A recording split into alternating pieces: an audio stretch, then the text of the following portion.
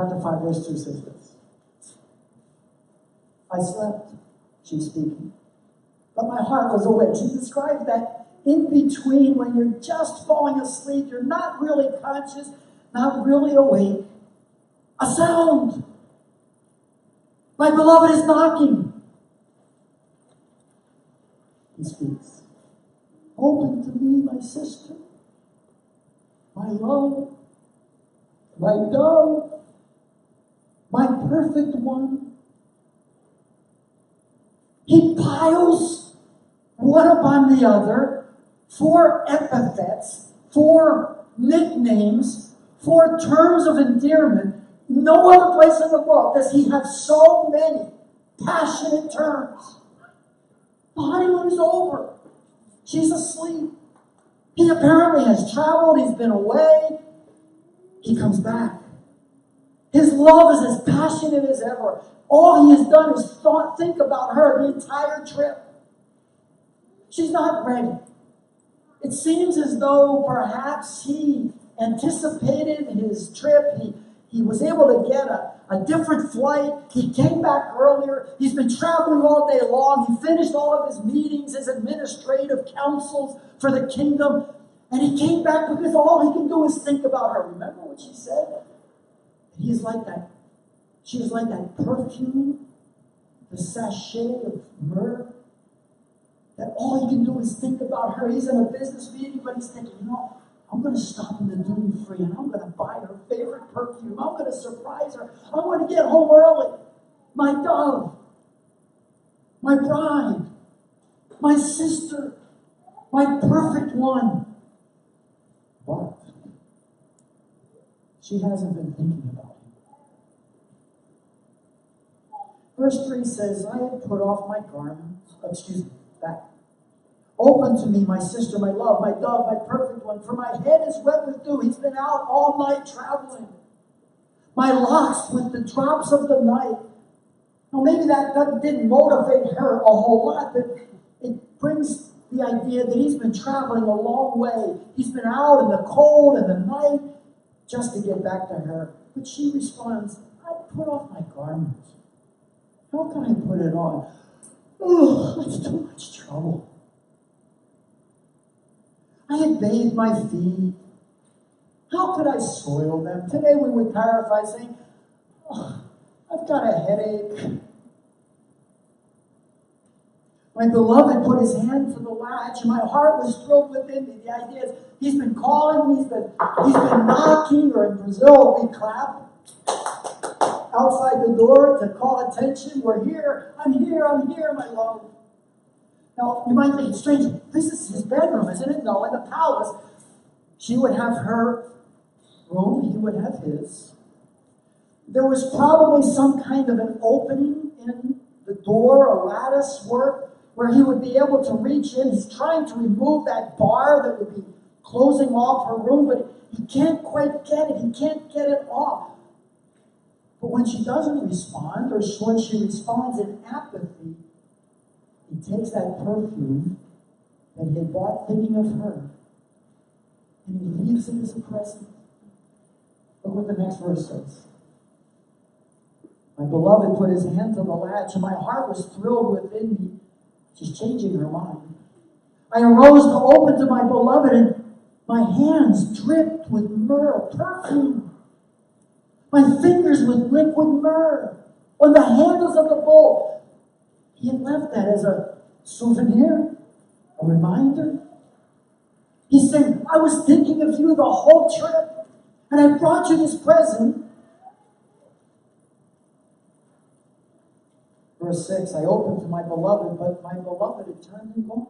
She took too long. My soul failed within me.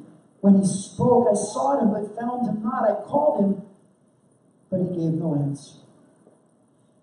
The fragile, masculine ego, when it's rejected,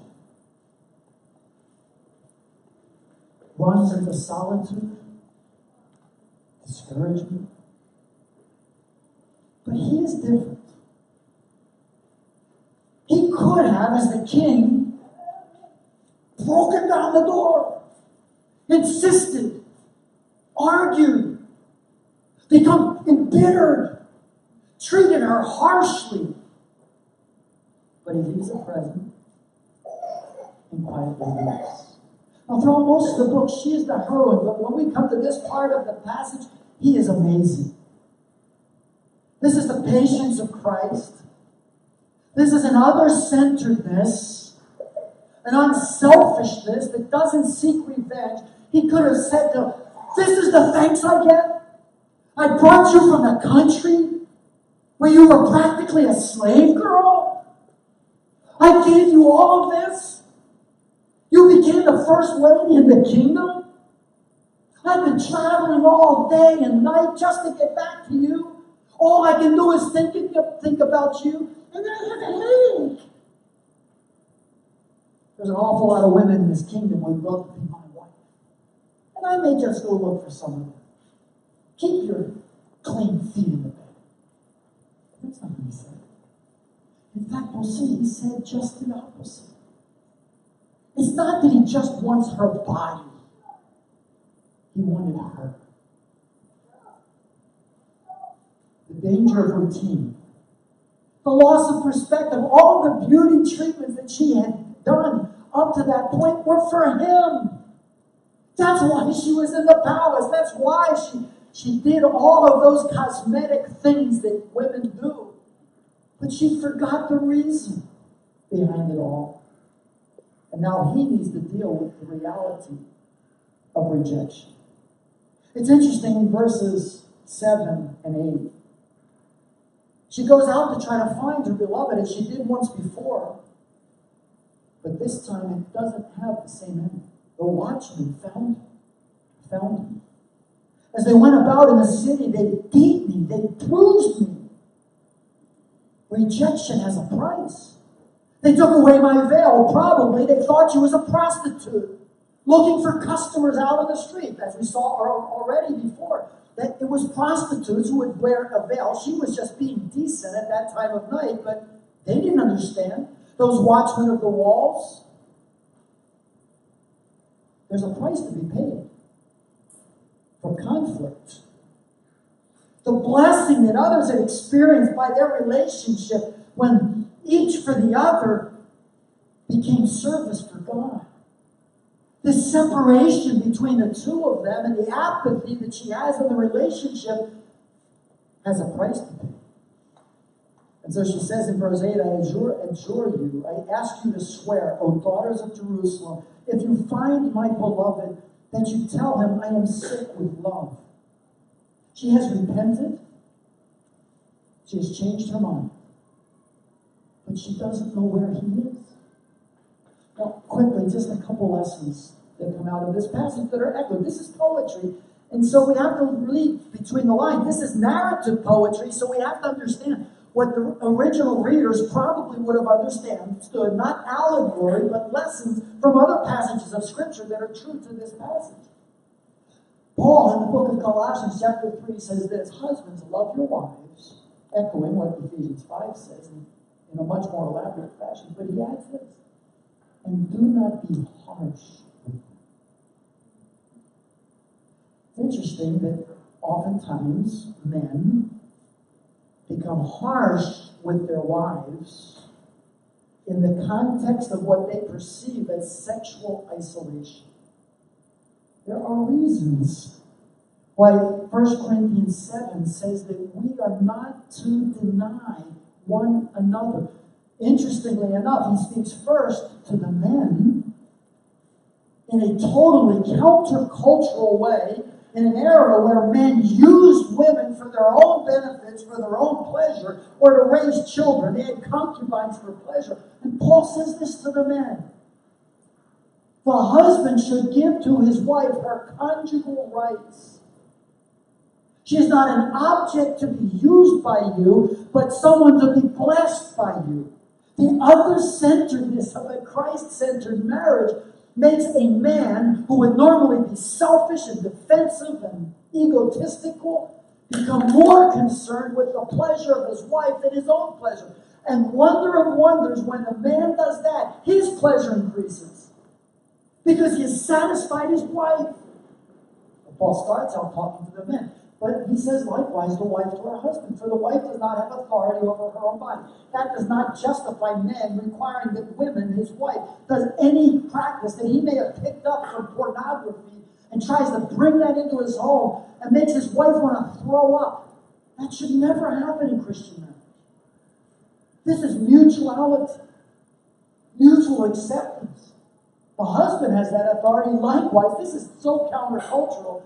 The husband does not have authority over his own body, but the wife does. Something is wrong here in the Song of Solomon, because that's not what's happening. The good news is, he does not treat her with harshness, but with kindness. He does not exact revenge, but demonstrates grace. What we see now in the perseverance of their relationship is forgiveness. That is the only way that Christian marriage can survive in the hurricanes of life. Every single one of us has been hurt by our spouse. Every single one of us will encounter those conflicts in marriage. The only way to resolve that and to grow is through forgiveness. And here's the good news. Your marriage not only can be, but should be better because of the conflicts that you experience than if you had not experienced them. I'm not justifying sin. I don't care what the sin may be. Adultery has forgiveness. Just on a side note, it's a complicated issue, the whole issue of divorce and remarriage. Exception clause, except for porneia, some form of sexual adultery that Jesus says there's a possibility, perhaps, of separation.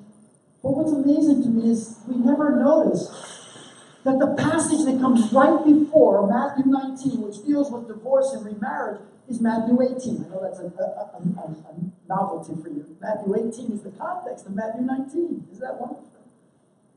What does Matthew 18 say? 70 times 7. If your brother sins against you, forgive him.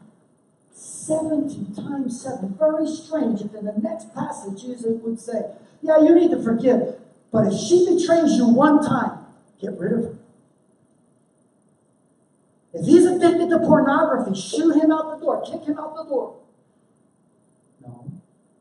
Even sexual immorality in the husband-wife relationship can and should be forgiven. Not when it reaches the stage of abuse. There may need to be a separation with a view to restoration. But forgiveness is the oil that lubricates every Christian marriage. Without forgiveness, there's no hope. Because we all are porcupines. And we hurt one another. Here's how they resolve the conflict. Look at verses 9 to 16.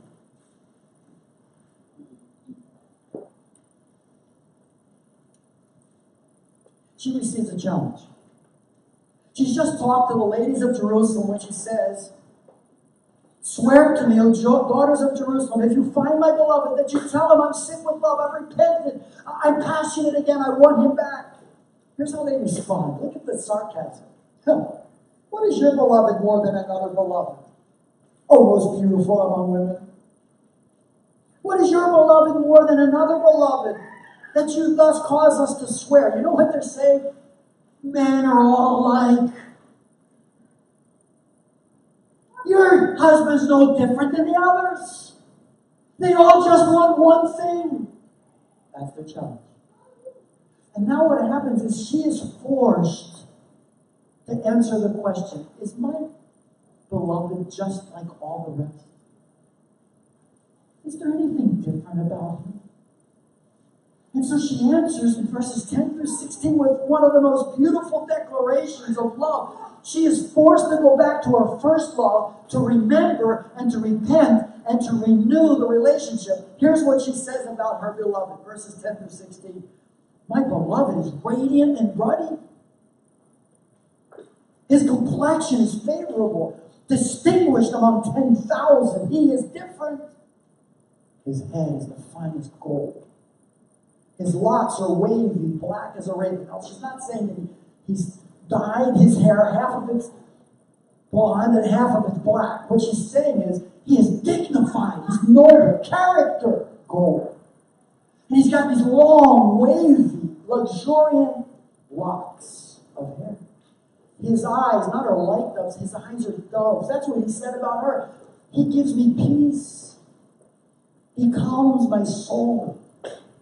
Beside streams of water, bathed in milk, sitting beside a full pool. He doesn't have those yellow, bloodshot, sickly eyes. Everything about him is attractive, at least in her eyes.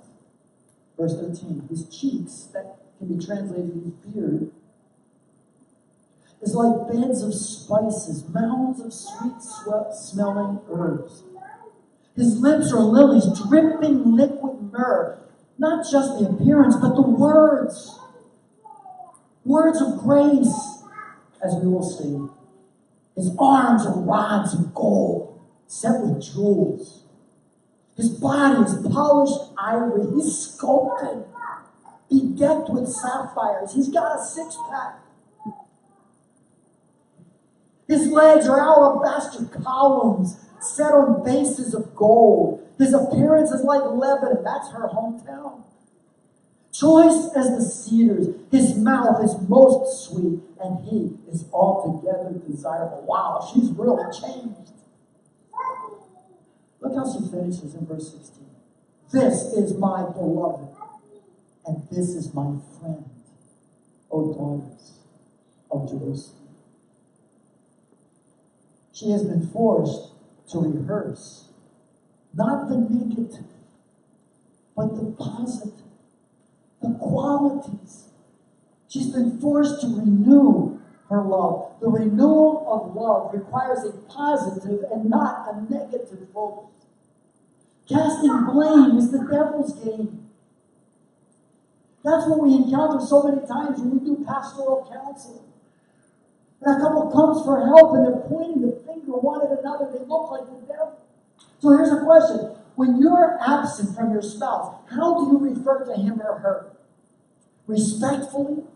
Honorably? 1 Peter chapter 3 tells the women, even with unsaved husbands, to respect them in such a way, citing Sarah and how she responded to Abraham, calling him Lord. At home we play sometimes. My wife says, Lord, Lord, what is your will? That's not the idea. The passage that is quoted is when Sarah called Abraham Lord when he wasn't anywhere around.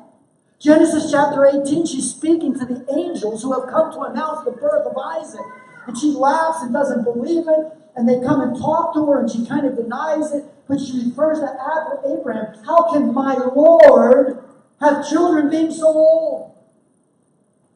He's not there. She refers to him respectfully, honorably, when he's not even present. That reveals the heart. You refer to him or her with gratitude and contentment or bitterness and resentment. The remembrance of that which attracted us to the other in the beginning. And she was forced to do so when she was young. He's just like all the rest. He is not like all the rest. The first step towards the renewal of love. Remember, in the letter to the Ephesians,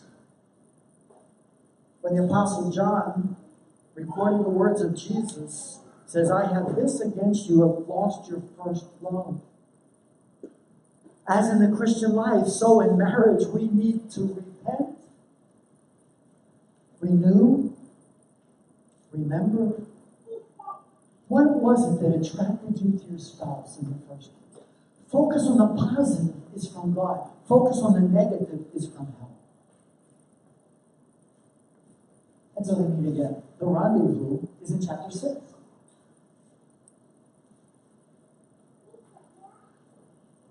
It's fascinating to notice, in response to the challenge, how is your beloved different from other beloved? My beloved is like this and this and this and this. When she gets done her little speech, look at the response of the daughters of Jerusalem. Chapter 6, verse 1. Where is your beloved gone, and what's beautiful among women? Where has your beloved turned, that we may seek him with you? Her perspective on him has changed their perspective as well. Her positive description of his characteristic. Man, if there's a man alive out there, we want to find him too. And so now they join in the hunt. And she answers the question. Verses 2 and 3. She now knows where he has gone. And she says this, my beloved has gone down to his garden, to the beds of spices, to graze in the gardens and to gather lilies. I am my beloved's, and my beloved is mine. He grazes among the lilies. Some would see here a sexual rendezvous because of the reference to the garden, which at times refers to sexual intimacy, but it seems preferable to understand that after his rejection, he's gone to his own favorite hiding place. I think the little amphitheater out here is called the Secret Garden. Is that right? Did we go by? There's a book with that title, The Secret Garden. It's his own personal place of meditation. Perhaps to calm his soul, to regroup, to evaluate his own attitudes, his own response to her. That's where he is. But it's in that context that she finally understands the importance of commitment.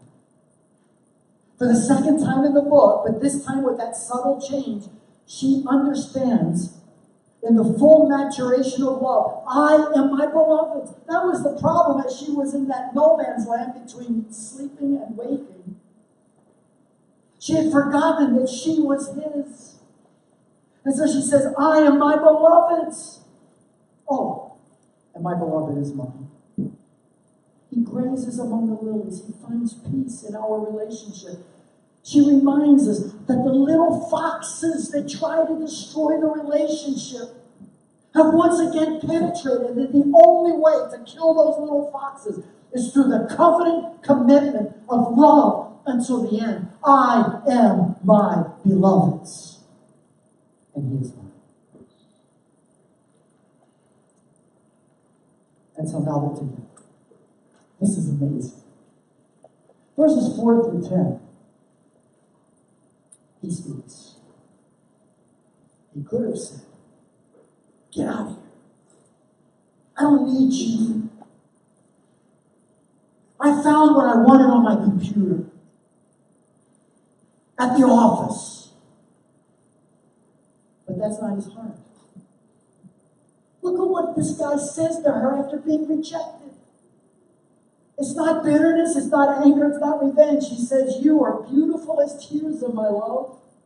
Tirzah was at one time the capital of the north, a beautiful city. Lovely as Jerusalem. Jerusalem would be the capital of the south, another beautiful city. The holy city. Awesome as an army with banners. He's describing her as amazing, majestic. He says to her, turn away your eyes from me, for they overwhelm me. He's got to speak, and he's prepared there in the Garden of Lilies. And he wants to get his piece in before she says anything. And he says, please don't even look at me, because I got to say what I got to say. You make me melt, and I'll lose my train of thought if you keep looking at me with those big cow eyes. That's in the Hebrew. Those eyes. Turn away your eyes from me, for they overwhelm me. And now look what he does. He repeats the same praises from their wedding night without the sensual parts. He loves her for who she is, not what she gives. He says this, your hair is like a flock of goats. Remember that one? It's hypnotic, leaping down the slopes of Gilead. Your teeth are like a flock of ewes that have come up from the washing. All of them bear twins. Not one among them has lost its young. Remember the smile that she brings to his lips. Your cheeks are like halves of a pomegranate behind your veil. He said all of that before, but he takes out the sensual aspect of her breasts, of her kiss. He's saying, I love you for who you are. There are 60 queens and 80 concubines. That causes problems for some interpreters. Did he already have that many women, or could these be the harem that his father David left early in his reign after his death? Could those 60 queens correspond to the 60 valiant men that accompanied him? It's possible, I don't know.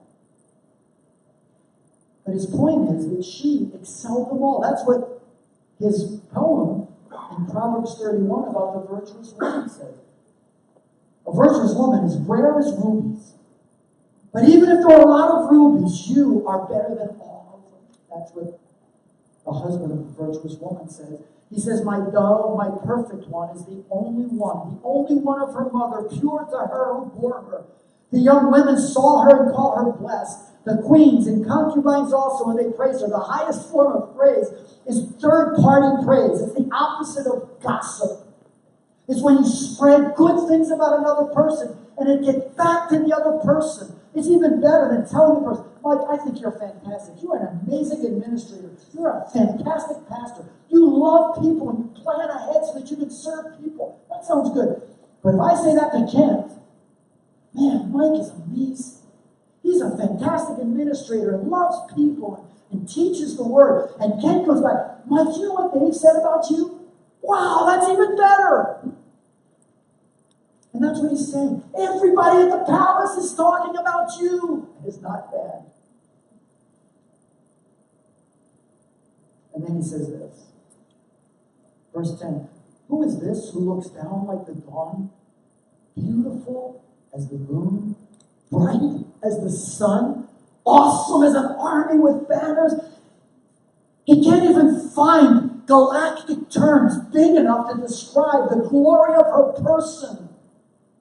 The dawn, the moon, the star, the universe. You are awesome. That's his response to rejection, to apathy, to her headache. Unbelievable. Verses 11 through 13 are the most difficult verses in the whole book to translate, to interpret.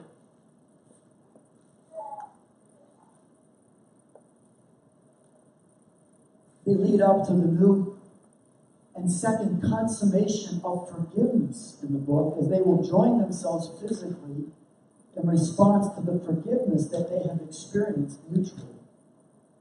She says in verses 11 through 11, I went down to the nut orchard to look at the blossoms of the valley. This reminds us of springtime. Remember that we saw in chapter 2? There's a renewal taking place here to see whether the vines had budded, whether the pomegranates were in bloom. And then all of a sudden the text kind of changes, and this is really hard to understand what's happening because it comes so fast, and that might be the point. Before I was aware, my desire, her husband, sent me among the chariots of my kinsmen, a prince. The idea is that he sweeps her off her feet, or swoops her off her feet. Is that right? Swoops or sweeps? I don't know. He swooped her off her feet. He gets in his BMW 2-horsepower chariot and sweeps along and brings her up and takes her for a ride. Forgiveness now is being consummated and publicly displayed. They're good again. It's all good. And everybody's watching, and for the first time in the entire book, she is named. Interesting, amazing detail. Why is she named only here? Verse 13. Return, return, come back, oh, Shulamite. Shulamite. Return, return, that we may look upon you.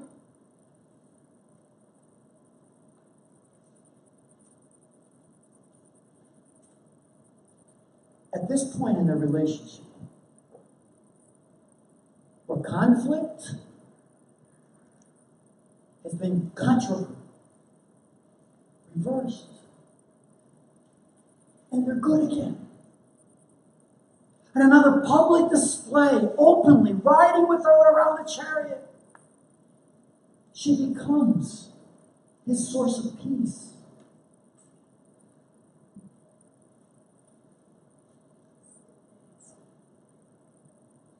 She becomes Stephanie for Stephen.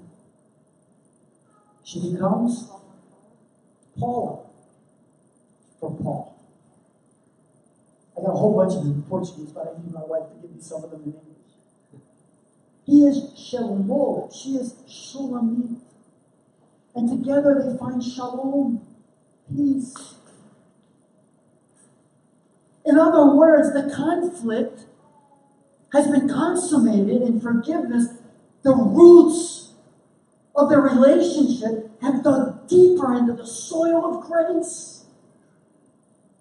It's hard for us to understand without the Spirit of God, without the forgiveness of the cross, how this could all be happening in the Old Testament. But for us, we understand. What Paul says, based on the forgiveness that we have received, forgiving one another, even as God in Christ has forgiven us. You cannot hold a grudge. You must not sweep the offenses under the carpet. Deal with them, or experience the consequences. Love deepens when the couple focuses on their friendship and the virtues of the other instead of the defects and the problems. That's why a family camp like this is so good. Even with all the kids running around, you chasing after them, because there is some time to reflect, to renew, to appreciate. We need the springtime. Forgiveness is the only response for the Christian when faced with conflict. It is so hard. No, it's not so hard. Like my wife shared in the parenting seminar. It's impossible. It's superhuman. It's divine. Only Jesus can do this in and through our lives. Because we have heard each other so many times. Words that we wish we'd never said. Attitudes. Forgetfulness. Offenses. Abuses. Negligence. There's so many things that we as porcupines have done to hurt one another. But the beauty of Christian marriage is the balsam of forgiveness. In other words, biblical marriage is each for the other. And both for God. Listen now, chapter 7. Appreciation is intensified. And forgiveness is consummated. At the very end of chapter 6, when they're all saying, return, return, O Shulamite, taken laps around the city. And then he says, this is the verse that's so difficult, lots of different translations. Why should you look upon the Shulamite? This you is a second person masculine plural. What are you men looking at? Take your eyes off my woman. That's basically the idea. As upon a dance before two armies. This isn't a show about you guys. So stop looking at my woman. That seems to be the idea. But that leads us to chapter 7. Now his attention turns back to her. Now here's the amazing thing. Are you tracking with me? Are we together in this? Telling the story as I see it through the pictures, the photo album. Chapter 7 is simple. It's sensual. He's already given his speech that had nothing to do with sex. But now that forgiveness has been consummated, the appreciation is intensified. On their wedding night, he had 7 descriptions of her perfection. After the conflict, he gives 10. That's the message. Marriage can be better than it was. Not justifying sin, but when we deal with it in a godly way. The first time he started from the head down. The second time he starts from the feet up. I'm not going to go into a lot of details, but I think you'll get the picture. And it's very simple. He begins to describe her. How beautiful are your feet. I mean, the guy's crazy about it. He loves her toes. How beautiful are your feet in sandals, O noble daughter. That's one. Your rounded thighs are like jewels, the work of a master hand. Your navel is a rounded bowl. Now that's something you probably shouldn't say to your spouse. That never lacks mixed wine. He's not saying you are portly What he's saying is, you satisfy me. You're like the best wine. It's not the image, it's what is associated with the image. Your belly is a heap of wheat. That's probably not the best thing to say to her. But the idea, encircled with lilies, again, is you satisfy my hunger. Your two breasts are like two fawns, twins of a gazelle. I want to caress you. Your neck is like an ivory tower. It's not that it's stretched out like some African princess, a giraffe. He's saying that you are dignified, noble. Your eyes are pools in Heshbon by the gate of Bath Rabin, a tranquil Pacific pool. Your nose is like a tower of Damascus. That's the biggest nose I ever saw. No, that's not the idea. It looks down toward Damascus. The nose and the neck for the Jewish people were the signs of nobility. It's character again. Your head crowns you like Carmel, the mountain that hovers over the northern part of Israel. You're in the tresses. How beautiful, and should go ahead here. How beautiful and pleasant you are, O loved one, with all your delights, your stature, and now he begins to become more sensual. The guy goes nuts at this point, and he mixes his metaphors. Listen to what he said. Your stature is like a palm tree, and your breasts are like its clusters. Clusters are for grapes. I say, I will climb the palm tree and lay hold of its fruits, and your breasts be like clusters of the vine. As his love is renewed, as she has given herself to him again, he's no longer rejected. She is no longer apathetic. She's taken 2 Tylenol, and the headache has gone away. Thank you. Somebody laughed. I've been waiting for just somebody to respond with that. Thank you. It's all good. But now he describes it as a palm tree that's got grapes growing off of it and smells like an apple tree. It's all mixed together. And at this point, just as in the intimacy between a couple in the privacy of their quarters, she finishes his sentence. In the Hebrew text, that she's now speaking, and she completes a sentence for him. It goes down smoothly for my beloved, gliding over lips and teeth. They're in the intimacy of their conjugal embrace. I am my beloved's.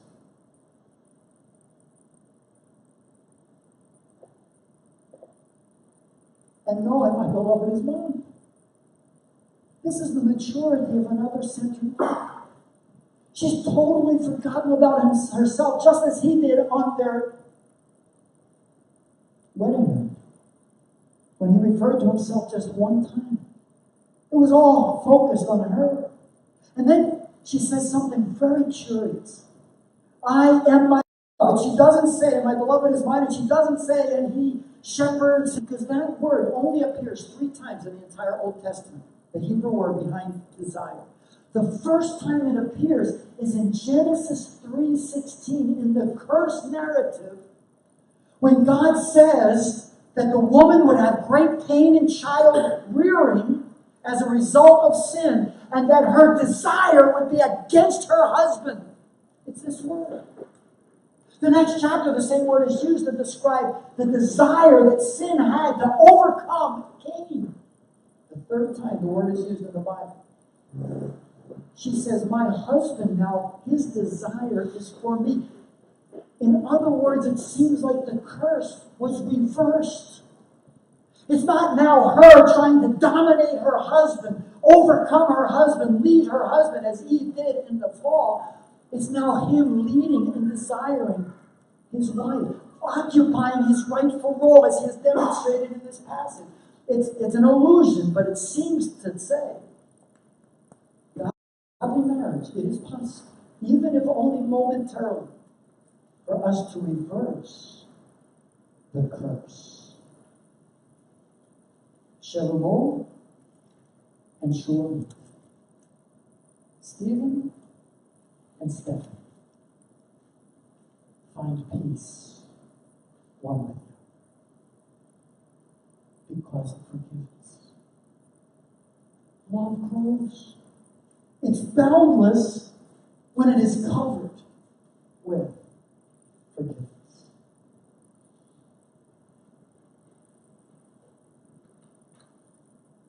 A good friend and professor at our school in Brazil who died in 2014, the president of our school, he said this about the Song of Solomon. The secret of a mature love is not so much to possess, but to belong.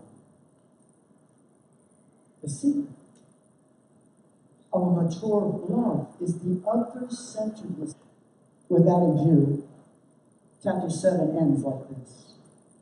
She now takes the initiative. He was the one who was knocking at the door, leaving the perfume, being rejected.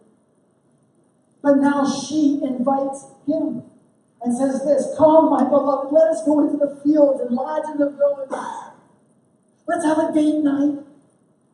Let's go to a couple's retreat. Let us go out early to the vineyards and see whether the vines have budded." That's the springtime again that we saw earlier. Whether the grape blossoms have opened. Those are the ones that were being eaten by the little foxes. And the pomegranates are in bloom. There, I will give you your love, give you my love. She's emboldened now by the forgiveness that she's experienced. She was so timid. Remember the little dove that barely could escape the rocks? And he called her out because the little foxes were threatening the dove. She's now emboldened and she takes the initiative. She says to him, the mandrakes, that's a fruit that was considered an aphrodisiac. You know what an aphrodisiac is? It's a stimulant, a sexual stimulant. Back in the book of Genesis, chapter 30, there was a dispute between Leah and Rachel and Reuben, I believe it was, who found mandrakes in the field. They were considered a sexual stimulant. And Leah made a deal to get them so that Jacob would come into her. She's being appropriately sensual in the context of marriage. The mandrakes give forth fragrance, and beside our doors are all choice fruits, new as well as old. That's interesting.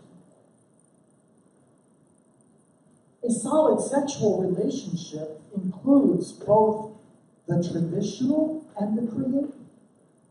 I have a bit of a problem. I know this is probably counterculture in the evangelical world, but when we give our young people a whole lot of sexual manuals to read before they get married, do we really need to do all of that? I think sometimes we spoil the surprise. The idea is that as the couple comes together for the first time, for the rest of life, some people get mad at me. I think you've even challenged me when I say this, but you need to understand how I'm going to put this. The worst sex of your life should be when you're honeymoon. Does that make sense? Okay, especially if both are virgins, and there's grace for those who come to marriage not in that context. There's renewal of virginity and all those things. But let's imagine the best case scenario. You don't know anything. But that's the good news. You've got a lifetime to discover together. So we need to be a little bit careful, I think, in this area. And pornography has destroyed this. There's no surprise. There's no mystery. In fact, there's just dirt that's brought into the home sometimes because the husband or even the wife nowadays has watched and seen things that really aren't appropriate. There's the old, the traditional, but then there's the new. You have a lifetime together to experience that, which I have laid up for you, oh my people. Conflict, which is resolved through patience and forgiveness, matures and deepens the relationship. It is possible for a couple to come out of a crisis better than when they entered. Right now, we're dealing with 2 or 3 different cases of sexual immorality in counseling situations. And our word of hope to the couple is you can become better. Not in spite of, but because of what has happened. Not justifying the sin, but conquering it by grace. And that's it. I can't believe we got this far already. We're going to finish chapter 8 in a few minutes here, and then we're going to have questions and a little bit of an assignment. But chapter 8, to end the book, is really different. And it's puzzled a lot of interpreters because it's almost like the last pages of your wedding album. What do you do in the last pages of your wedding album? You already got the whole story of the wedding is told in all of these snapshots. It's not the video of your wedding, but all of the photos that were left over, what do you do with those? You put them at the end of the album, right? That's what we have here. We have a whole series of little, I call them vignettes, little snapshots. It's like a collection of remembrances. So I just want to quickly explain these verses because there's some really cool things in here. This is like, when I was a kid, I used to play with a kaleidoscope. Has anybody ever played with a kaleidoscope? You know what that is? My aunt and uncle had a kaleidoscope. It's a tube that has mirrors at the end and a bunch of pieces of broken colored glass inside. And when you twist the kaleidoscope, this is what you see. It creates symmetry in one quadrant that is multiplied by the mirrors to the other four. And it's always different. That's what we're getting in the last chapter of the psalm. It's a kaleidoscope of love. So the first part of it is verses 1 through 4. Okay, are you all with me still? We're going to finish. Isn't that cool? It's cool? It's cool? Here's this first extra snapshot. It's a remembrance. Imaginary remembrance. Here's what she says. Oh, that you were like a brother to me, who nursed at my mother's breast. If I found you outside, I would kiss you, and no one would despise me. I would lead you and bring you into the house of my mother, she who used to teach me. I would give you spiced wine to drink, the juice of my pomegranate. His left hand is under my head, his right hand embraces me. I cause you to swear, O daughters of Jerusalem, that you not stir up or awaken love until it pleases. What in the world is that all about? Here's what she does. She exalts their relationship to such an extent that she says, oh my goodness, this is so good. I wish it had started earlier. She's saying, a biblical love. A lifetime is too little to experience. I wish we could have started when we were just little kids. And you were my younger brother. And we would go out to the marketplace and I'd hug and kiss you and cuddle with you. And nobody would reprimand us. I wish it could have started earlier. Now, in that context, she says for the third and final time. But in a different context. To the friends, the daughters of Jerusalem, don't stir up or awaken love until it pleases. That's the message of, tell me, patience. It's so good, but you gotta wait. It's so special, I wish it could have started earlier, but it didn't. And it's special because it didn't. So don't get so excited about this that you move ahead of things. Patience. Biblical love is so good. Oh, it would have been great if it could have started earlier, but I'm glad it didn't. Number 2. It's a recreation of their first encounter. Verse 5 says this, who is not coming up from the wilderness? This reminds us of the wedding processional, leaning on her beloved. This word leaning is an idea of this is a couple. They're like intertwined. They're on the chariot or the litter, and they're just kind of really tight. And she remembers their first encounter. She says this, under the apple tree. Remember the apple tree earlier? He's an apple tree in the middle of so many trees, just men, but he bears fruit and protects me. I awakened you. This you is masculine singular. Some Bibles have this as him talking to her. Now it is strange because she says, there your mother, that would be Bathsheba, was in labor with you. There she who bore you was in labor. We wonder, what is a queen having a baby underneath a tree? I don't understand. But that's the image that's presented. The apple tree, a symbol of fruitfulness and love, but also of pain. There she who bore you was in labor. She kind of puts together the two elements, that biblical true love is a blending of pain and pleasure. And so she remembers the first. More than he does in the book, is the one who describes and summarizes for all of us what this is about. She says this, set me as a seal upon your heart. The seal was the most precious possession of the king, of anyone really. It was his signature, his guarantee, his name. As a seal upon your arm, as fierce as the grave. Its flashes are flashes of fire, the very flame of the Lord. It is powerful, it is unquenchable. And here comes the key verse. Many waters cannot quench love. Neither can floods drown it. If a man offered for love all the wealth of his house, he or it would be utterly despised. You can't buy this kind of love. You can't fake it. If anything is able to extinguish love, it isn't love. Now, that's not an excuse. Like Michael tells a story about purity. Verses 8 through 10. Opens to anyone coming off the street. We will enclose her with boards of cedar. And she said, I was a wall, and my breasts were like towers. And I was in his eyes, Solomon's eyes, as one who finds, or perhaps better, brings shalom, peace. This little vignette, this little kaleidoscopic view reminds us that the family has a role in protecting the purity of its members. First the parents, but apparently her dad is no longer around. But her brothers take on this role, and they have guaranteed that she will be protected. That is our role as parents, as siblings, as a church. In our family, we have a tradition. Can you explain the tradition? I forget these things.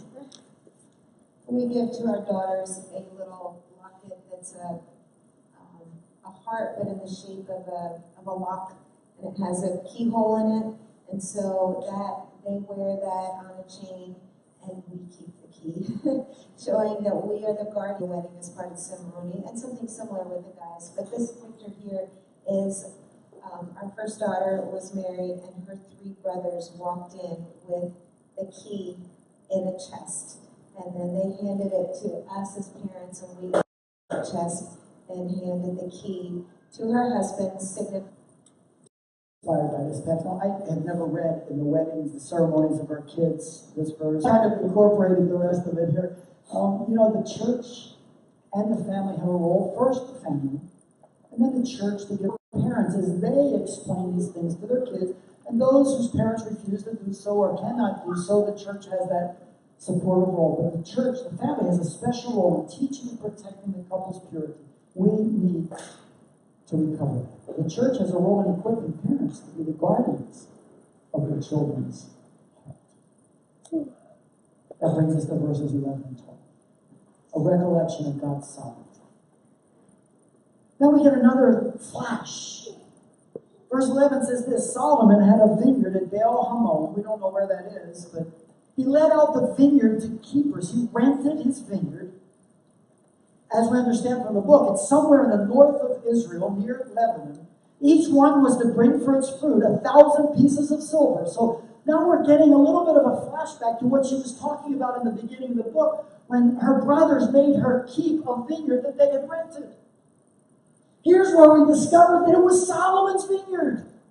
She was Cinderella. In the worst place possible, when all of a sudden shows up at her door the Prince Charming.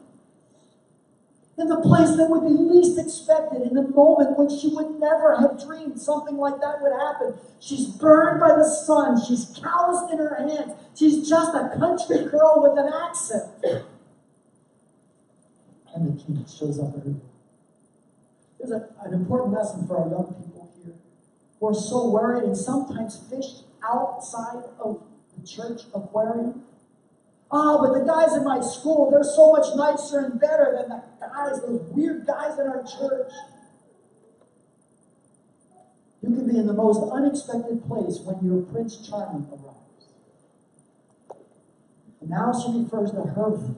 My vineyard, my very own, is before me. You, O Solomon, may have the 1,000. She then becomes the payment for the rental of the vineyard. And the keepers of the fruit, her brothers, 200, they receive the bounty as well, because they have protected her and her virginity. Now, here's how the book ends. This is amazing. I don't think I'm reading into this. Look how the book finishes. He says to her, "O you who dwell in the gardens, with companions listening for your voice, let me hear your voice." That's what he said when they were dating.